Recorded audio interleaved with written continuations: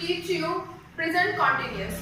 हम लोगों ने लास्ट वीडियो में जो पार्ट 3 तक वीडियोस आई हैं टेंस की, उसमें हम लोगों ने सिंपल पूरा खत्म कर लिया है। परफेक्ट की ओर जाने से पहले हम लोग कॉन्टिन्यूअस कर लेते हैं क्योंकि ये इजी है और छोटा सा ही है।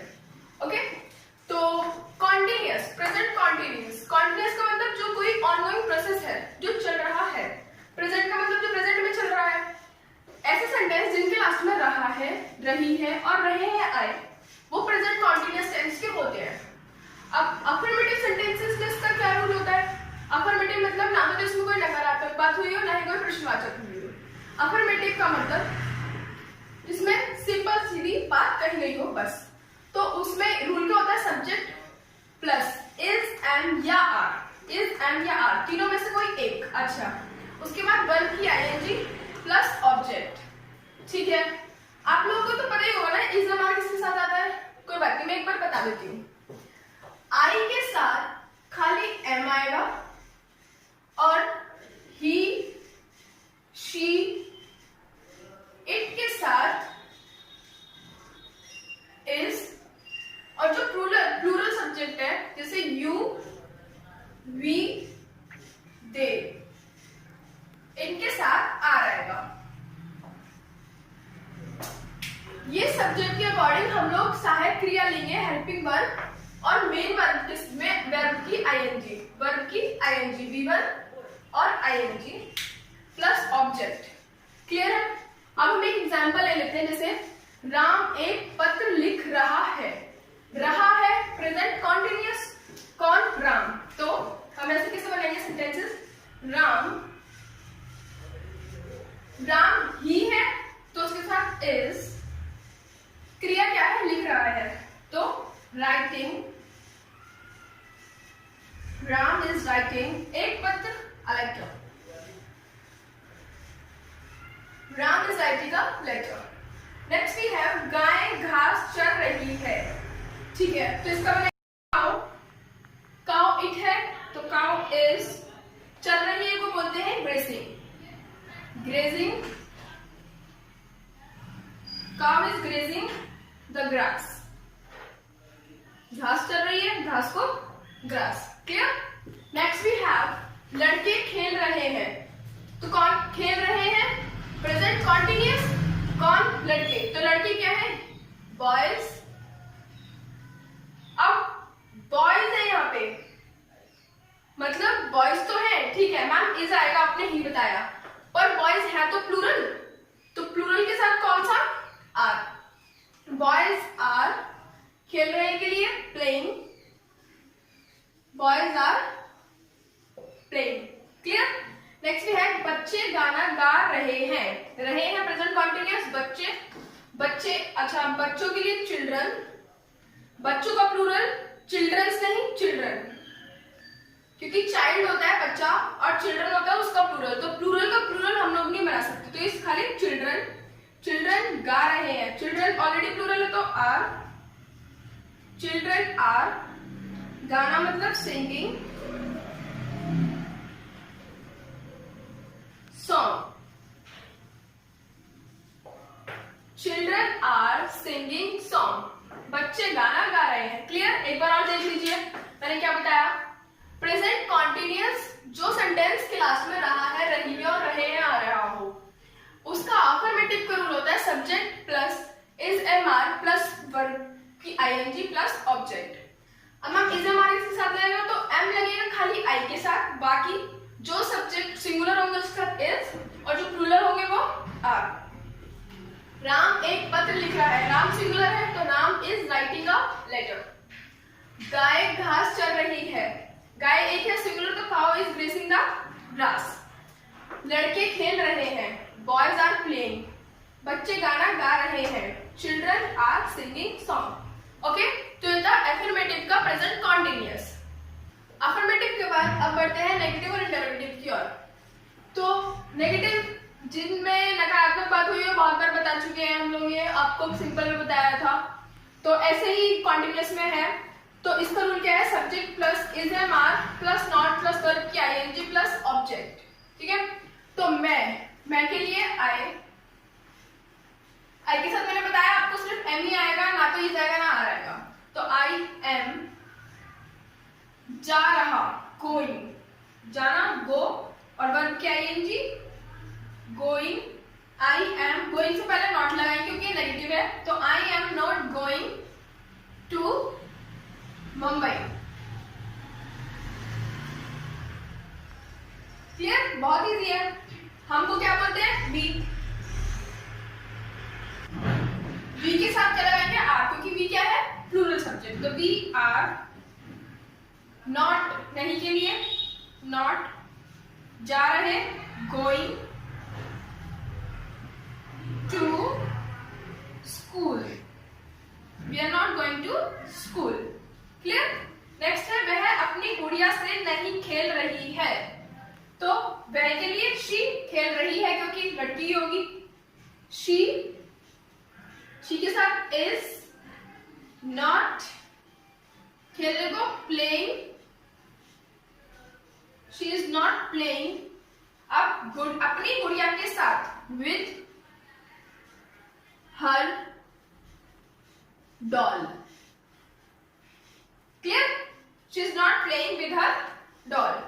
Next we have interrogative sentences. Interrogative में कैसे क्वेश्चन पूछा जाएगा?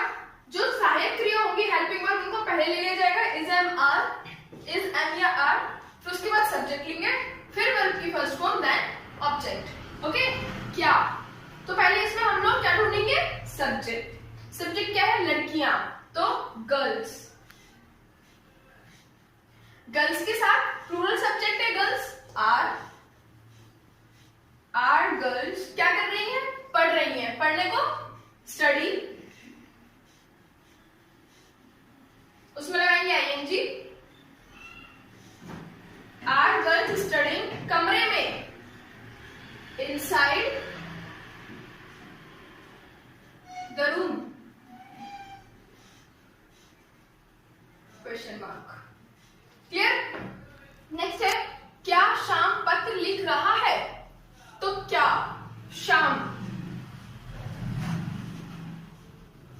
शाम के साथ is Sham writing a letter. क्या शाम पत्र लिख रहा है? क्या राधा सो रही है?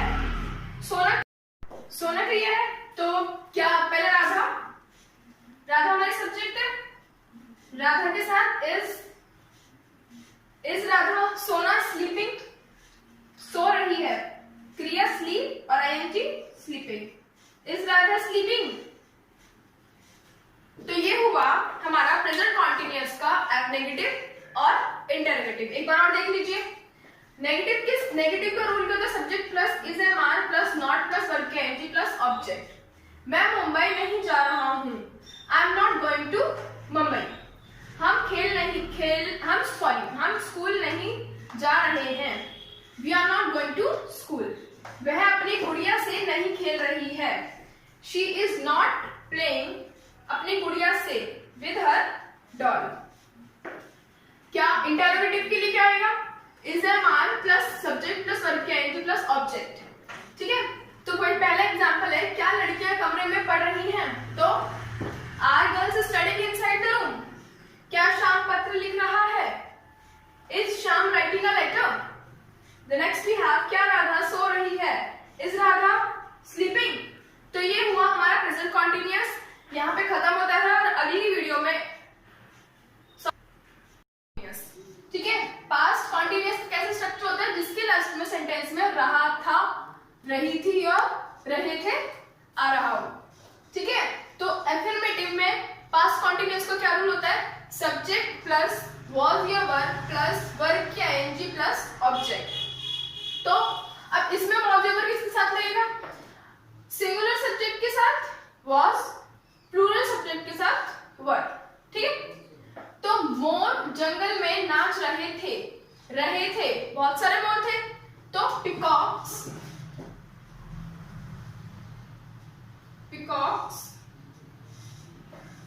प्लूरल है, वर्ब नाच रहे थे, नाचना क्रिया है, डांसिंग, डांस है पर वर्ब की आईएनजी डांसिंग। और एक बात और ध्यान रखिएगा, डांस की स्पेलिंग होती है DANCE। तो मैम आपने बोला वर्ब की फर्स्ट फॉर्म और ING, तो ING डांसिंग नहीं, कभी भी दो बोल एक साथ नहीं आते। ओके, तो DANCING डांसिंग, जंगल में, इन फॉरेस्ट।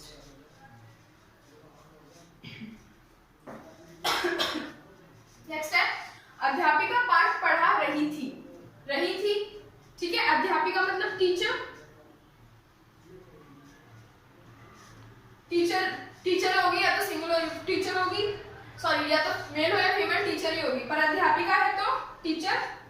हिंदी में चेंज होता है, इंग्लिश में कोई चेंज नहीं होता। टीचर रही थी, वॉस एक ही अध्यापिका पढ़ा रही थी, टीचर वॉस पढ़ा रही थी। टीचिंग पढ़ाना, टीच, और ING teaching the lesson.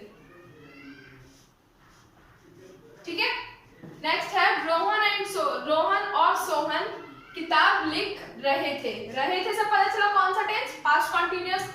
Rohan subject कौन है, रोहन, और एंड सोहन लिख रहे थे है इसमें क्रिया। तो पहले तो हम लोग सहायक क्रिया लगाएंगे, हेल्पिंग वर्ब, रोहन और सोहन।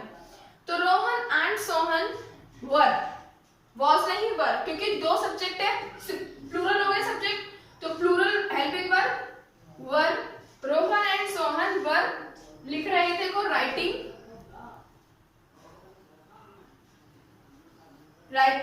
A book. ठीक है, नेक्स्ट है मैं हॉकी खेल रहा था। रहा था पास्ट कंटिन्यूअस, मैं के लिए आई वॉज, खेल रहा था के लिए playing, I was playing hockey.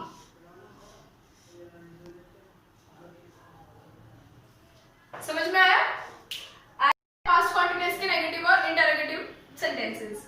Okay, तो नेगेटिव सेंटेंसेस को बनाएंगे, उसका स्ट्रक्चर क्या होता है, सब्जेक्ट प्लस वॉज या verb plus not plus verb की फर्स्ट फॉर्म, उसके साथ ING plus object.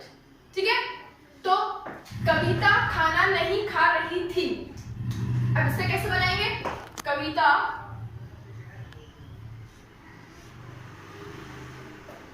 was not, खाने को eat, फर्स्ट फॉर्म eat, अब इसका ING eating the food। ठीक है, कविता was not eating the food। Next हमारे पास हम क्रिकेट नहीं खेल रहे थे। हम के लिए वी प्लूरल है तो were, we were not play खेलना, उसके साथ ING we were not playing the cricket. ठीक है, अगला हमारे पास है हम अपना नाश्ता नहीं कर, सॉरी वह अपना नाश्ता नहीं कर रहा था। ठीक है, तो वह के लिए he was not taking his breakfast।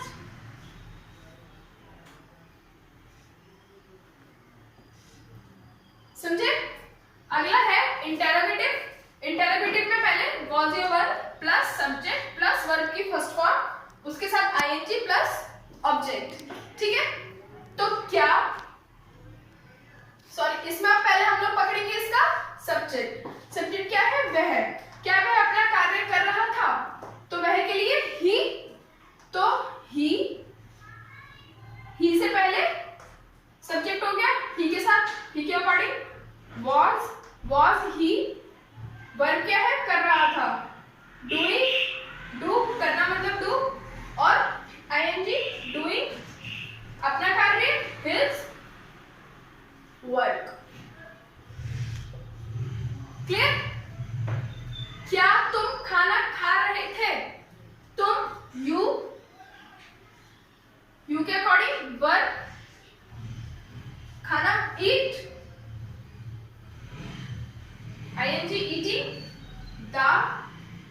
Food, खा रहे थे के लिए ईटिंग और खाना द फूड। ठीक है, क्या वे बाजार जा रहे थे? वे के अकॉर्डिंग दे के साथ वर दे जा रहे थे going to the market, were they going to the market. Future continuous में अफर्मेटिव में क्या रूल होता है? सब्जेक्ट प्लस विल या shall plus be plus verb की first form plus ING plus object. Future continuous के लास्ट में कैसे पता चलेगा कि अभी फ्यूचर कॉन्टिन्यूअस है? रहा होगा, रहे होंगे, रही होगी। ठीक है, अब बच्चे बहुत ज्यादा ना कंफ्यूज होते हैं कि मैम फ्यूचर कॉन्टिन्यूअस और प्रेजेंट कॉन्टिन्यूअस में बहुत ज्यादा मतलब कंफ्यूजन रहती है कि क्या डिफरेंस होता है, हमें तो नहीं पता चलता कि ये फ्यूचर का ही है या प्रेजेंट का ही है। तो ये बात ध्यान रखना, जो प्रेजेंट कॉन्टिन्यूअस होता है ना वो हमारे सामने वर्तमान में जो चल रहा है, ठीक है, वो होता है। और फ्यूचर कॉन्टिन्यूअस कभी हो रहा होगा, ये कभी होगा, ठीक है, या होने वाला होगा। तो ये डिफरेंस होता है फ्यूचर कॉन्टिन्यूअस और प्रेजेंट कॉन्टिन्यूअस में। ठीक है, अब हम लोग लेते हैं एग्जाम्पल, शीतल नाच रही होगी। तो शीतल सब्जेक्ट है, will be dance ing के साथ in, Sheetal will be dancing। ठीक है, वह तुम्हारा इंतजार कर रहा होगा, वह मतलब ही कर रहा होगा, या तो कोई लड़का ही होगा तो ही के साथ will be इंतजार वेट ing लगा के waiting, he will be waiting for you। ठीक है, अब है, अब अभी तुम टीवी देख रहे होंगे। तो पहले हम सब्जेक्ट लिखेंगे, अभी बेशक पहले दिया पर हम लोग पहले सब्जेक्ट लिखेंगे। ठीक है, ध्यान से सुनना ये बात। एग्जाम्पल, तुम यू विल बी, टीवी देखने को वॉचिंग बोलते हैं, सीइंग नहीं बोलते। तो watching the TV now. Okay, माली पौधों को पानी दे रहा होगा। तो माली के लिए गार्डनर विल बी, पौधों को पानी देना वाटरिंग, वाटरिंग द, पौधों को दे रहा तो plants, gardener will be watering the plants. तो ये हुआ अफर्मेटिव सेंटेंसेस। एक बार और सुन लीजिए, सब्जेक्ट प्लस विल या shall plus be plus verb की आईएनजी प्लस ऑब्जेक्ट। एग्जांपल है, शीतल नाच रही होगी, शीतल विल बी डांसिंग, वह तुम्हारा इंतजार कर रहा होगा, he will be waiting for you. Next है, अभी तुम टीवी देख रहे होंगे, you will be watching the TV now, माली पौधों को पानी दे रहा होगा, gardener will be watering the plants. जो कॉन्टिन्यूअस के नेगेटिव और इंटरोगेटिव सेंटेंसेस देखते हैं। तो नेगेटिव में क्या रूल होता है? सब्जेक्ट प्लस विल या shall plus not plus be plus verb की ING plus object. Same affirmative sentence जैसा है, ठीक है, सिर्फ नॉट लगा हुआ है। तो सेंटेंस देखिए, माताजी खाना नहीं बना रही होंगी। माताजी के लिए मदर विल नॉट, पहले विल फिर नॉट फिर भी, ध्यान से लिखिएगा इसमें, और फिर वर्ब की ING, mother will not be cooking the food, धोबी कपड़े नहीं धो रहा होगा, वॉशरमैन, धोबी को वॉशरमैन बोलते हैं, will not be washing the clothes. ठीक है, अब इंटरोगेटिव देखिए। इंटरोगेटिव का क्या रूल है? विल या शैल पहले, फिर subject plus be plus verb के आगे प्लस ऑब्जेक्ट। अच्छा, मैंने आप लोगों को बताया था कि विल या शैल इंटरोगेटिव में डिफर करते हैं। विल किसके साथ आएगा? किसी के साथ भी। बट शैल जो है इंटरोगेटिव में ओनली आई और बी के साथ आता है।